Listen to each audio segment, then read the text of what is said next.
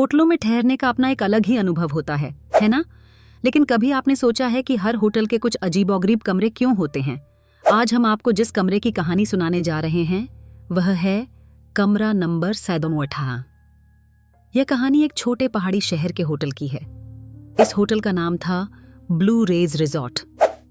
एक बार की बात है, सीमा नाम की एक लड़की छुट्टियां मनाने इस होटल में आई थी। उसने सीधे रिसेप्शन पर जाकर पूछा, क्या आपके पास कोई शांतिपूर्ण और व्यू वाला कमरा है? रिसेप्शनिस्ट ने थोड़ी झिझकते हुए कहा, हाँ मैडम, हमारे पास 718 नंबर कमरा है। लेकिन सीमा को उसके बाद की बातें सुनाई नहीं दी। उसने सोचा कोई सुनी सुनाई बात होगी।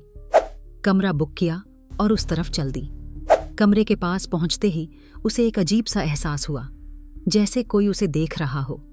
खैर, उसने इसे नजरअंदाज किया और अपना बैग खोलने लगी। पहली रात जब वह सोने की कोशिश कर रही थी तो उसे बगल के कमरे से कुछ आवाजें सुनाई दीं।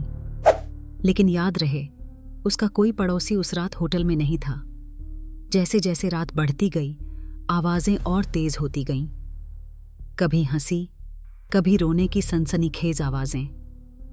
अचानक सीमा को लगा जैसे उसके कमरे की खिड़की बाहर से खटखटा रही हो। जब उसने खिड़की खोली तो उसे सिर्फ एक अनजानी परछाई नजर आई। उसने वह रात जैसे तैसे गुस्से और डर के मारे काटी। सुबह का सूरज उसे राहत दे पाया। अगले दिन सीमा ने होटल स्टाफ से इस कमरा नंबर 718 के बारे में पूछा।